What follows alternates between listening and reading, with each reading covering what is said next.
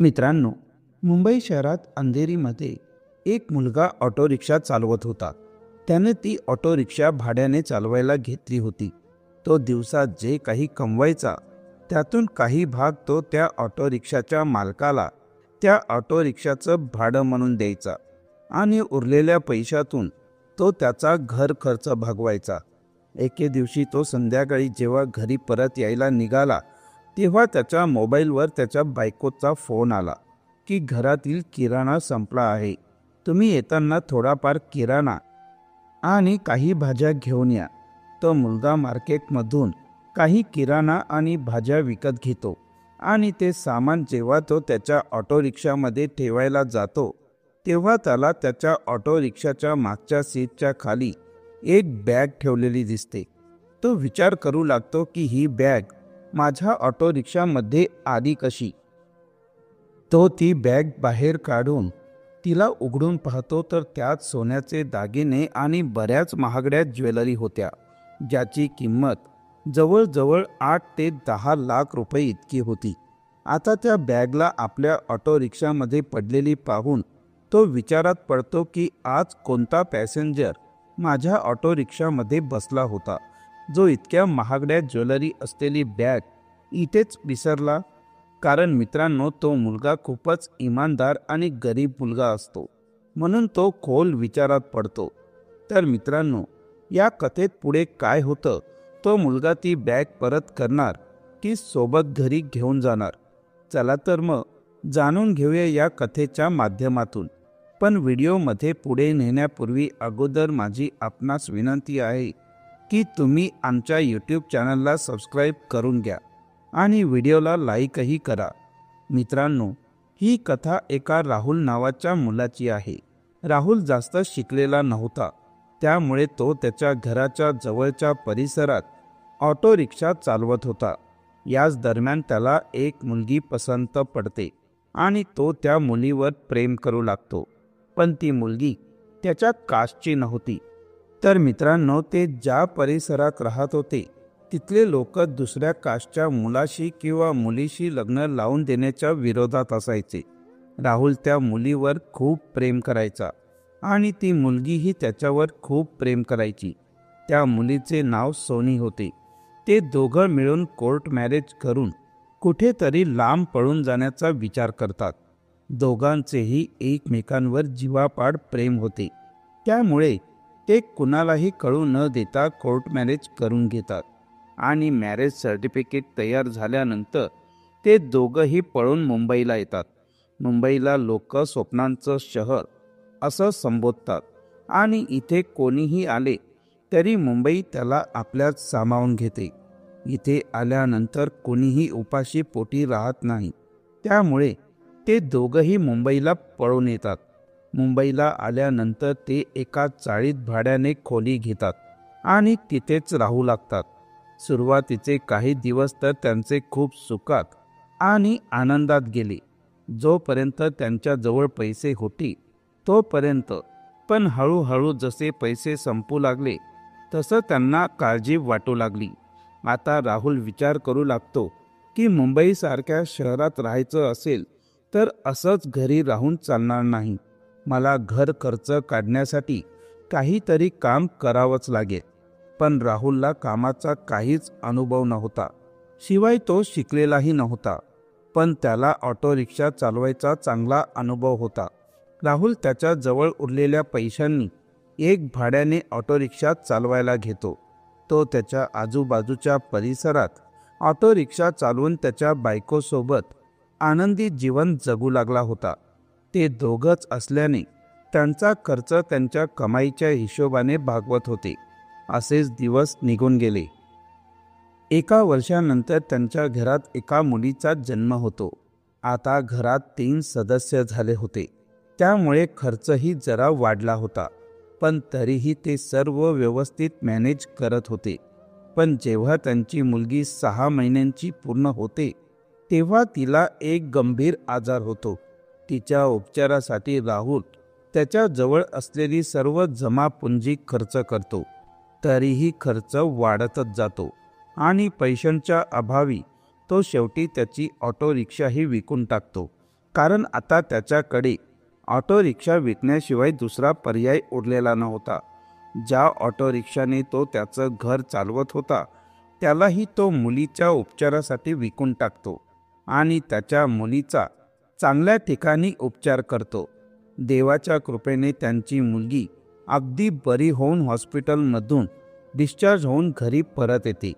काही प्रमाणात त्याच्या डोक्यावरील टेन्शन कमी झालं होतं, पण आता तो विचार करू लागतो की मी आता माझ्या बायकोचे आणि मुलीचे पोट कसे भरणार. कारण जी ऑटो रिक्षा चालवून तो त्याचे घर चालवत होता ती ऑटो रिक्षाही आता त्याच्याकडे नव्हती, ती त्याने विकली होती. आता मी काय करणार, मला तर दुसरं काही कामही येत नाही.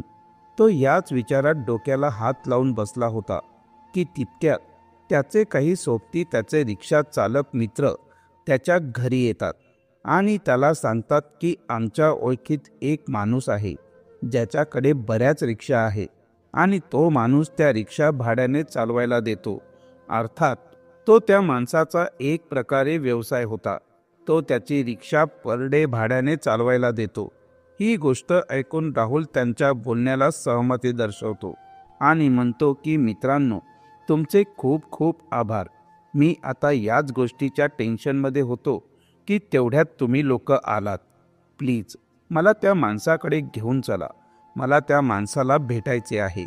राहुलचा स्वभाव खूप चांगला असल्याने त्याला मित्रही चांगलेच भेटतात. ते त्या क्षणी त्या माणसाकडे राहुलला घेऊन जातात आणि तिथे गेल्यावर त्या माणसासोबत राहुलचं बोलणं होतं. पण तो माणूस म्हणतो की तुला रिक्षा चालवायला मिळेल, पण एका दिवसाचे रिक्षा भाडे 400 रुपये मला द्यावे लागतील आणि ते तुला काहीही करून द्यावेच लागतील. मग ती ऑटो रिक्षा तू चालव किंवा चालवू नकोस, त्याच्या व्यतिरिक्त जे काही तू कमावशील ती सर्व रक्कम तुझी असणार. राहुलही त्या माणसाच्या सर्व अटी मान्य करतो आणि आनंदाने त्याच्याकडून भाड्याने ऑटो रिक्षा घेऊन चालवू लागतो. हळूहळू असेच दिवस निघून जातात. रिक्षा भाडे सोडून काही पैसे त्यांच्या घर खर्चासाठी वाचत होते, त्यामुळे ते आनंदाने आपल्या घराचे भाडे भरू शकत होते आणि घर खर्चही भागवत होते. आता त्यांची मुलगीही मोठी झाली होती. तेव्हा राहुल त्याच्या मुलीचं ॲडमिशन एका साध्या मराठी शाळेत करतो. आता त्यांची मुलगी शाळेत जाऊ लागल्याने त्यांचा खर्चही वाढू लागतो, त्यामुळे राहुल आणखी जास्त मेहनत करू लागतो. आता तो ऑटो रिक्षा 12 तासांच्या ऐवजी 16-16 तास चालवू लागला होता. तो त्याच्या समस्यांना सामोरे जातो, खूप मेहनत करतो आणि मग एके दिवशी तो त्याच्या घरी परत जात असताना त्याच्या बायकोचा त्याच्या मोबाईलवर फोन येतो की घरातील किराणा संपला आहे, तुम्ही येताना थोडाफार किराणा आणि काही भाज्या घेऊन या. राहुल मार्केटमधून काही किराणा सामान आणि भाज्या विकत घेऊन जेव्हा आपल्या ऑटो रिक्षामध्ये मागच्या सीटवर ठेवू लागतो तेव्हा त्याची नजर सीटच्या खाली ठेवलेल्या एका बॅगवर पडते. तो ती बॅग पाहून आश्चर्यचकित होतो. तो घाबरून हिम्मत करून ती बॅग उचलतो आणि उघडून पाहतो तर त्यात सोन्या चांदीचे महागडे दागिने असतात. ते पाहूनच कळत होते की हे दागिने खूपच जास्त महागडे असावेत. जवळजवळ 8 ते 10 लाख रुपयांचे दागिने होते. आता त्या बॅगला पाहून राहुल जास्त टेन्शनमध्ये येतो. संध्याकाळ झाली होती आणि त्याला घरीही परत जायचे होते आणि ती बॅग ऑटो रिक्षामध्ये पडलेली होती. तो विचार करू लागतो की ही बॅग कुणाची असू शकते, कारण त्याने दिवसभरात कितीतरी पॅसेंजर त्याच्या ऑटो रिक्षामध्ये बसवले होते आणि उतरवले देखील होते.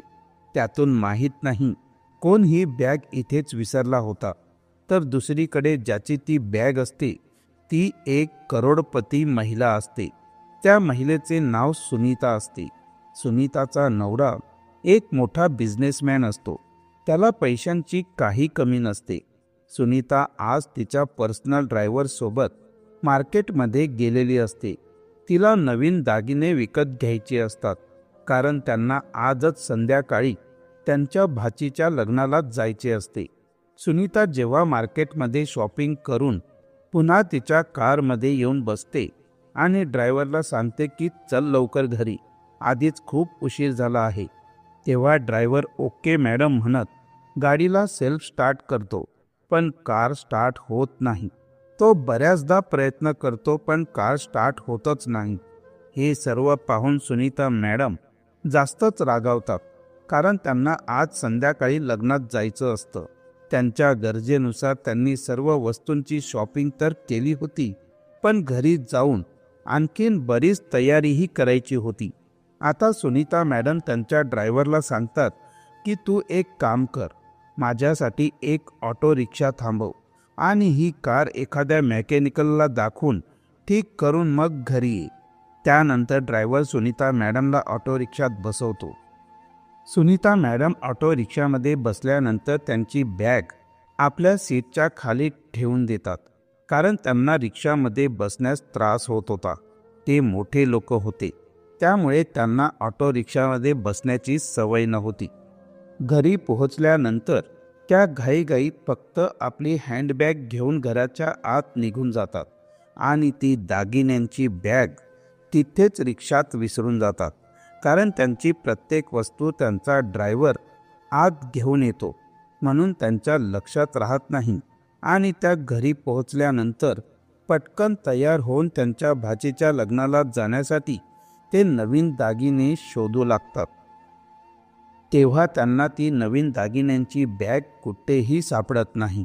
त्या हैराण होऊन विचार करू लागतात की मी दागिन्यांची बॅग कुठे ठेवली आहे.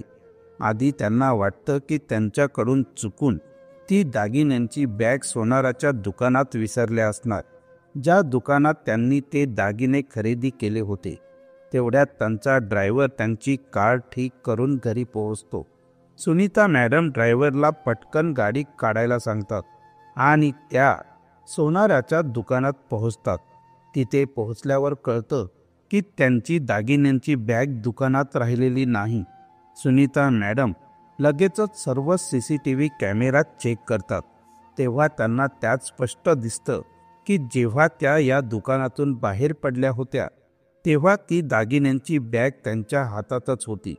आता त्या विचार करू लागतात की कदाचित ती दागिन्यांची बॅग त्या चुकून ऑटो रिक्षामध्येच विसरल्या आहेत. आता सुनीता मॅडम ऑटो रिक्षा स्टँडवर पोहोचतात आणि तिथे सगळींकडे चौकशी करतात, पण त्या ऑटो रिक्षा चालकाबद्दल काहीच पुरावा मिळत नाही. या सगळ्या गोष्टींमुळे सुनीता मॅडम जास्त टेन्शनमध्ये येतात. आता त्या जवळच्या एका पोलीस स्टेशनमध्ये जाऊन त्यांची दागिन्यांची बॅग हरवल्याची तक्रार दाखल करतात, कारण त्यांना वाटतं की जर ती दागिन्यांची बॅग कोणाला सापडली तर तो नक्कीच ती बॅग जमा करण्यासाठी पोलीस ठाण्यात येईल. पण 1-2 तास तपास केल्यानंतरही काहीच पुरावा सापडत नाही. तेव्हा सुनीता मॅडम उदास हताश होऊन घरी परत येतात आणि खोलवर विचार करू लागतात की जर ती दागिन्यांची बॅग वेळेवर सापडली नाही तर मी माझ्या भाचीला काय देणार, कारण सुनीता मॅडमने ते दागिने त्यांच्या भाचीला तिला लग्नात भेट देण्यासाठीच नवीन दागिने विकत घेतले होते. पैशांची त्यांना काही चिंता नव्हती, पण त्यांनी ते दागिने त्यांच्या भाचीला लग्नात देण्यासाठी खास ऑर्डर देऊन बनवून घेतले होते आणि आता पुन्हा तसेच दागिने बनवून घेण्यासाठी बऱ्याच दिवसांची वाट पाहावी लागली असती आणि गिफ्ट त्यांना आज संध्याकाळीच द्यायचे होते.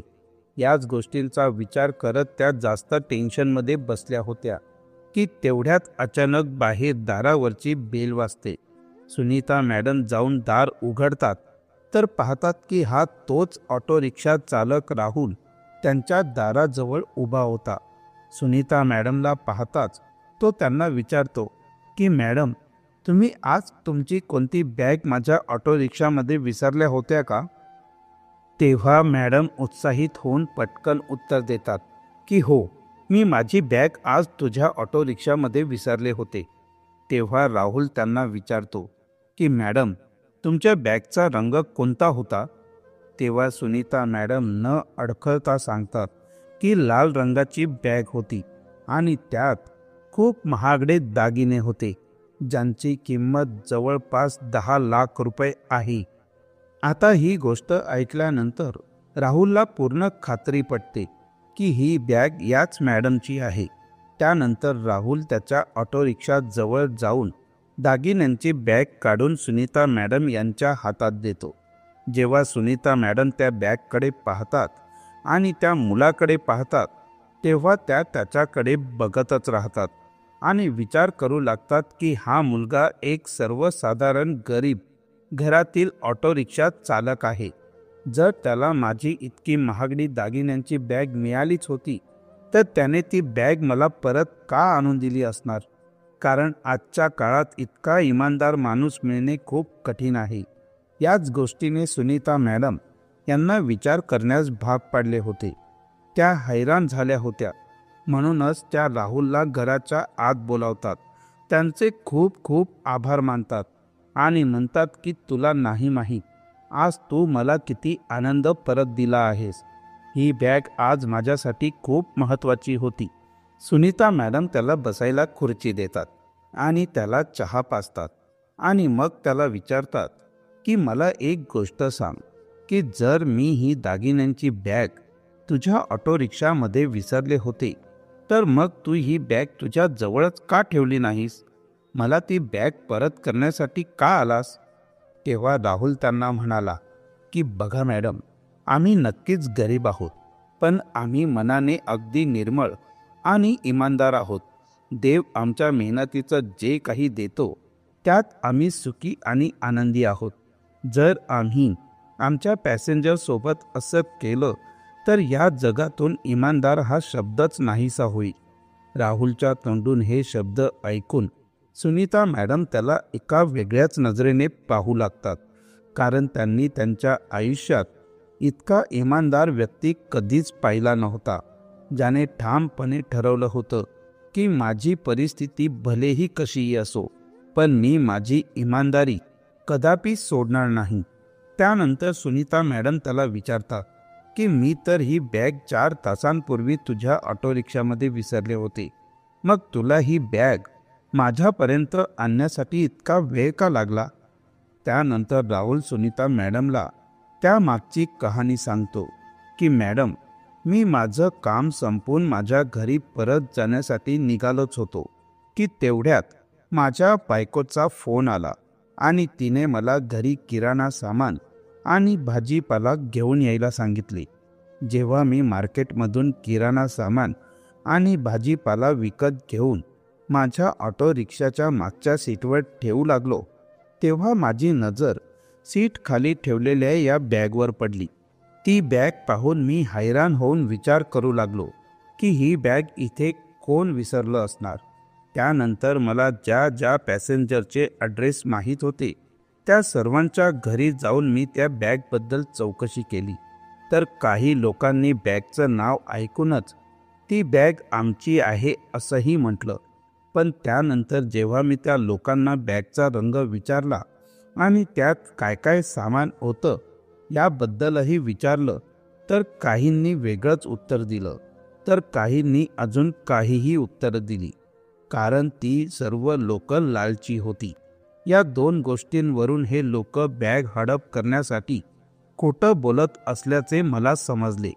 पण जेव्हा मी तुम्हाला हाच प्रश्न विचारला तेव्हा तुम्ही अगदी बरोबर माहिती दिली, कारण ही बॅग तुमचीच होती. मलाही पुष्टी मिळाली म्हणून मी ती बॅग तुम्हाला परत केली. आता राहुलचे सर्व बोलणे ऐकून सुनीता मॅडम त्याच्याकडे आणखी आदराने पाहू लागल्या आणि राहुलला म्हणाल्या की मला तुम्हाला काही प्रकारे मदत करायची आहे. प्लीज मला तुमचं नाव, नंबर आणि पत्ता सांगा. त्यानंतर राहुल मॅडमला त्याचा नंबर आणि पत्ता सांगतो आणि म्हणतो की मॅडम, तुम्हाला आमच्यासाठी काही करण्याची गरज नाही. आम्ही जसे आहोत तसे ठीक आहोत. देवाने मला खूप काही दिलं आहे की आम्ही सुखाने 2 घास खाऊ शकतो. असं बोलून राहुल तिथून निघून गेला. यानंतर सुनीता मॅडमलाही उशीर होत होता. त्या त्यांच्या भाचीच्या लग्नाला जाण्यासाठी तयार होऊन बसल्या होत्या, म्हणून त्या पटकन उठून उभ्या राहिल्या आणि ताबडतोब त्यांच्या ड्रायव्हरसोबत भाचीच्या लग्नाला निघून गेल्या. तिथे पोहोचल्यानंतर त्यांनी लग्नाचा आनंद लुटला आणि आपल्या भाचीला दागिनेही भेट दिले. त्यानंतर त्या आपल्या घरी परतल्या. पण मित्रांनो, लग्नात असूनही त्यांना ऑटो रिक्षा चालवणारा मुलगा आठवत राहिला. त्यांनी तिथेही सर्व लोकांना घडलेली संपूर्ण घटना सांगितली. राहुलच्या प्रामाणिकपणाबद्दल सुनीता मॅडमने सर्वांना सांगितले आणि एखादी व्यक्ती इतकी प्रामाणिक कशी असू शकते याचे त्यांना स्वतःलाच आश्चर्य वाटत होते. लोकही राहुलचं कौतुक करत थकत नव्हते. आता दुसऱ्या दिवशी सुनीता मॅडम पुन्हा पहाटे तयार झाल्या आणि त्यांच्या ड्रायव्हरला घेऊन पोलीस स्टेशनला पोहोचल्या, जिथे त्यांनी अहवाल दाखल केला होता. तिथे पोहोचल्यानंतर त्यांनी सर्व काही पोलीस निरीक्षकांना सांगितले की रिक्षावाल्याने माझी बॅग सुखरूपपणे परत केली आहे. तो खूप प्रामाणिक माणूस आहे. आता ही घटना ऐकून इन्स्पेक्टरजींनाही आश्चर्य वाटते की 10 लाखांचे दागिने एका सामान्य ऑटो चालकाने परत कसे केले. त्यानंतर त्या पोलिसांनीही मॅडमकडून राहुलचा पत्ता घेतला आणि त्याला सन्मानित करण्यासाठी पुरस्कार देण्याची योजना आखली. इकडे सुनीता मॅडम काही नवीन कपडे, मुलीला खेळणी आणि काही रेशनच्या वस्तू घेऊन राहुलच्या घरी पोहोचल्या. एवढी मोठी गाडी जेव्हा इमारतीखाली येऊन थांबली तेव्हा सगळ्यांनाच धक्का बसला, कारण ती खूप आलिशान कार होती. एवढी मोठी गाडी त्यांच्या इमारतीबाहेर आजपर्यंत कधीच आली नव्हती. आता सुनीता मॅडम गाडीतून उतरून राहुलच्या रूमवर पोहोचल्या. तिथे गेल्यावर राहुलची पत्नी घरातील काही काम करत असल्याचे त्यांना दिसले. राहुलची पत्नी सुनीता मॅडमला पाहताच अचानक घाबरली आणि अस्वस्थ झाली. ती विचार करू लागली की ही मॅडम कोण आहे आणि ती आमच्या घरी का आली आहे. पण सुनीता मॅडमने राहुलला आधीच फोन करून सांगितलं होतं की मी तुझ्या घरी जात आहे, तूही लवकर घरी ये आणि येताना सोबत तुझ्या मुलीलाही घेऊन ये. काही वेळातच राहुलही घरी आला आणि आपल्या मुलीला शाळेतून सुट्टी घेऊन सोबत घेऊन आला.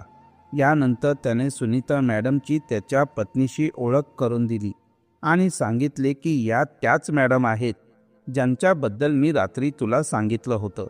आता सुनीता मॅडम यांनी त्यांच्या ड्रायव्हरला आणि नोकराला त्यांच्या गाडीतून सामान आणण्यासाठी पाठवले.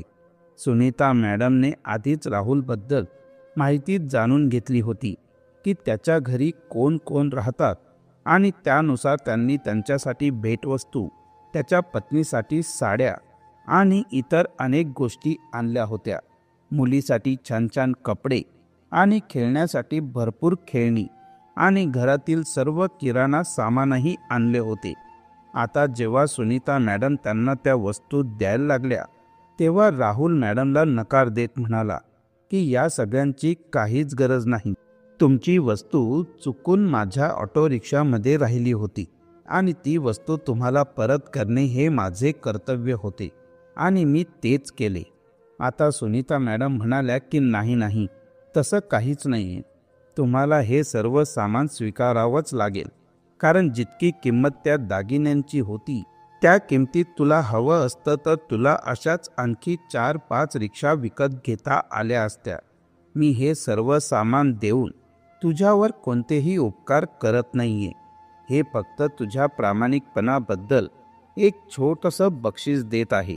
प्लीज हे स्वीकार. यानंतर ते सर्व सामान राहुलच्या खोलीत जमा करतात आणि बराच वेळ त्यांच्यासोबत बसून गप्पा मारतात.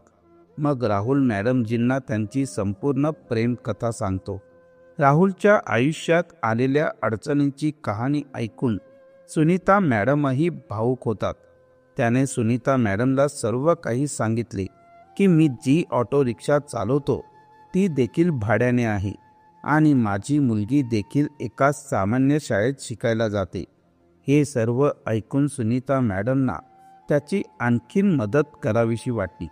सुनीता मॅडम त्याच्या मुलीला आपली मुलगी मानतात आणि म्हणतात की मी तुझ्या मुलीच्या संपूर्ण आयुष्याची जबाबदारी स्वतःवर घेतली आहे. हे ऐकून पती पत्नी दोघंही हैराण झाले. दोघंही नकार देतात, पण मॅडम त्यांच्या निर्णयावर ठाम राहतात. त्या त्यांच्या मुलीला एका मोठ्या शाळेत प्रवेश मिळवून देतात आणि राहुलला त्यांच्या ऑफिसचा पत्ता देतात की तू उद्या या ऑफिसमध्ये येऊन मला भेट. आता दुसऱ्या दिवशी राहुल रिक्षा घेऊन त्यांनी दिलेल्या ऑफिसच्या पत्त्यावर पोहोचतो. तिथे त्याला सुनीता मॅडम भेटतात. राहुलला पाहताच सुनीता मॅडम त्यांच्या मॅनेजरला त्याच्यासाठी एक नवीन ऑटो रिक्षा काढून देण्यास सांगतात आणि रिक्षाचे संपूर्ण पैसे कंपनीच्या खात्यातून ट्रान्स्फर करण्यास सांगतात. आता राहुल पुन्हा सुनीता मॅडमला नकार देतो, पण मॅडम पुन्हा त्याला जबरदस्ती करतात आणि त्याला नवीन ऑटो रिक्षा घेऊन देतात. आता तो स्वतःची ऑटो रिक्षा चालवतो. आता तो कोणाला भाडं देत नाही की ऑटो रिक्षाचे हप्तेही भरत नाही. हळूहळू वेळ निघून जातो. आता पोलीसही त्याचा पत्ता शोधून त्याचा खूप आदर सन्मान करतात. त्याच्या प्रामाणिकपणाबद्दल त्याला पुरस्कार देऊन सन्मानित करतात. त्यामुळे राहुलचं नाव मीडियातही खूप गाजले. अनेक ठिकाणी लोक त्याच्या प्रामाणिकपणाची उदाहरणे देऊ लागले, कारण त्याने 10 लाख रुपयांचा माल कोणत्याही लालसेशिवाय परत केला होता. त्याच्या जागी दुसरं कोणी असतं तर कदाचित त्याने हे केलं नसतं. मित्रांनो, ही आहे आजची कथा, ज्यात एका गरीब रिक्षावाल्याने आपली इज्जत खराब होऊ दिली नाही. त्याचा प्रामाणिकपणा टिकवून ठेवला, ज्यामुळे त्याला अनेक भेटवस्तू तर मिळाल्याच, शिवाय समाजात मान सन्मान इज्जतही मिळाली. एक नवीन ओळख मिळाली. त्याच्यासमोर कितीही पैसे पडलेले असले आणि तो कितीही आर्थिक संकटातून जात असला तरी त्याने मिळालेल्या पैशांचा गैरवापर केला नाही आणि आपल्या प्रामाणिकपणाला सर्वात आधी प्राधान्य दिले. तर मित्रांनो, तुम्हाला त्या रिक्षावाल्याबद्दल काय सांगायचं आहे? त्या मॅडमबद्दल तुम्हाला काय म्हणायचं आहे? जर तुम्हाला कथा आवडली असेल तर आमच्या यूट्यूब चॅनलला सबस्क्राईब करा आणि व्हिडिओला देखील लाईक करा. तोपर्यंत पुन्हा भेटूया एका नवीन आणि मनोरंजक कथेसह. धन्यवाद. मित्रांनो, आपल्या चॅनलला दिलेल्या तुमच्या भरभरून प्रतिसादाबद्दल आणि प्रेमाबद्दल मी मनपूर्वक आभारी आहे. तुम्ही दाखवलेलं प्रेम शब्दात व्यक्त करणं कठीण आहे, पण तुमच्या या मुलाच्या पाठिंब्याबद्दल मी मनापासून आपल्या सर्वांचे आभार मानतो. तुमचं प्रेम असंच सदैव राहावं हीच माझी हात जोडून विनंती आहे.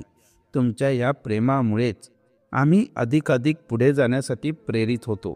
आपण संपूर्ण कथा ऐकली त्याबद्दल आपल्या सर्वांचे मनापासून आभार. पुन्हा एकदा खूप खूप धन्यवाद. थँक्यू.